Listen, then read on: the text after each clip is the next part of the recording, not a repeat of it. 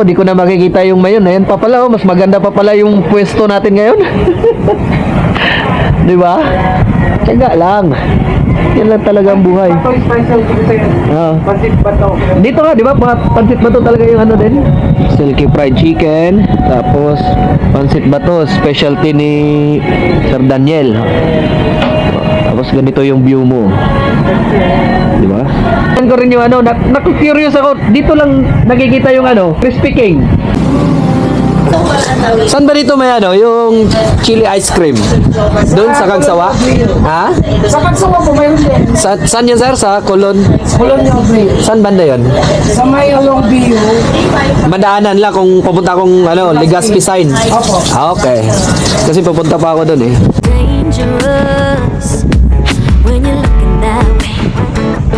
It's so obvious. Yeah, it's right in my face. Na naman yung ulan. So, tapos na tayo sa Legazpi. Okay, sili ice cream ang request ni Ma'am Camille. Doon na tayo kain sa Kagsawa. Balik tayo doon, balik. Let's go, guys.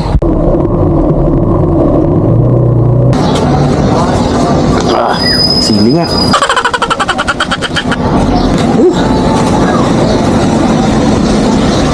Natikman na natin yung ice cream sa tinapay. Ngayon naman, sili ice cream.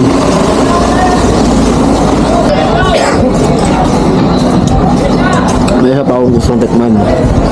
Pag pupunta ka dito ng, ano, punta ka dito sa Albay. Ito, sili ice cream. Tapos, yung pansit bato. Tapos, tikman natin yung Crispy King. Masarap yan, nilasahan mo yung sili. So, tikman natin yung Crispy King.